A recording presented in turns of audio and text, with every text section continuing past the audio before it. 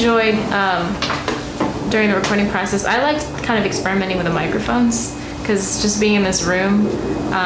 In the past, whenever I'd recorded something, it was always like, you know, you're 18 inches or whatever, 10, 12 inches away from the microphone. But it was really interesting for me to like kind of experiment and record from different distances. Like, I know that sounds a little weird, but especially when we were working with the other vocalists that we brought in, Colleen and Naomi, that was really fun. Kind of get to sing with them and work on harmonies and just kind of use the room to fullest advantage, I guess.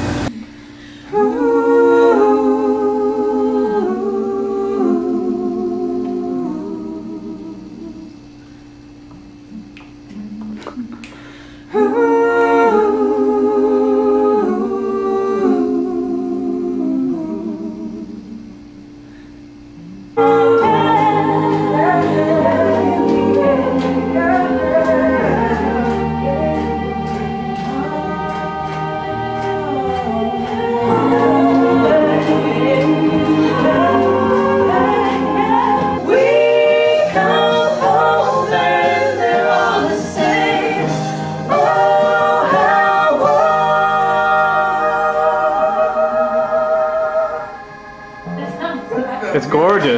That's perfect. Yeah, I think my favorite part was recording the B3 because it's not something that I've gotten to play with in the Oaks before because we don't have one. And so to be able to find one and record with it and really get some great sounds. Since we didn't have one before we recorded, it was totally experimenting when we were there, which is always fun to be under the gun recording, coming up with new parts while you record. So that was good, and I really like the way that it sounds in the end.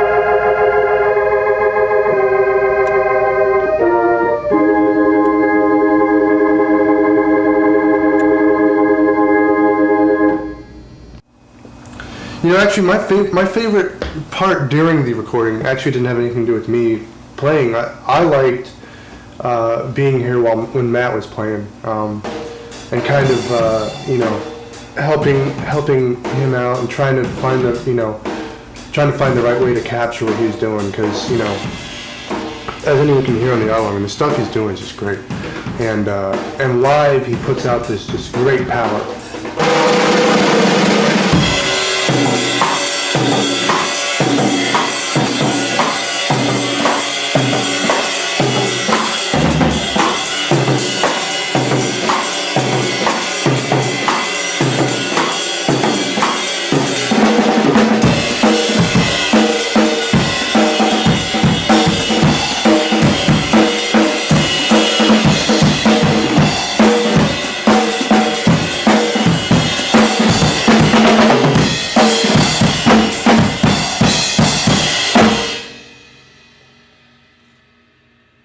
I think, and this might totally just be me, but it seems like when you do the da-da-da on the high tom, it's nice and consistent. When you go to the low tom, sometimes your first two and It's da-da-da. Yeah, da-da-da. And like, I don't know if it speeds up a little bit also, but.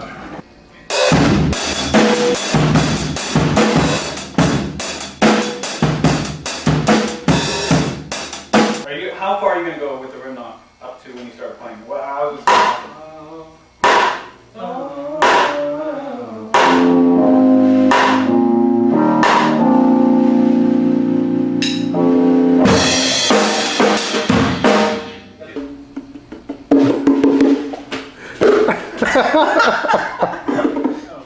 As far as the recording process, one of the really interesting things with this album is that, and Matt just brought this up, is that usually when people record an album, there's the songwriting first, then there's the recording process, engineering in a studio, and then you go in and you mix it afterwards, and then you send it off to be mastered. But the way we did this process is that every piece of it flowed together and happened simultaneously, because while we were recording, we were writing and arranging, and at the same time Tim was taking stuff back to his studio and messing around mixing, doing rough mixes. I was doing rough mixes while Tim was. Yeah. And then as we were writing, recording, and mixing, we were sending rough mixes to Alan Duchesne in New York City, who was going to master the album for us. And Alan was giving us feedback as to what he thought the mixes sound like while we were recording arranging and mixing. Yeah, and in fact, it was funny because the last day that we mixed,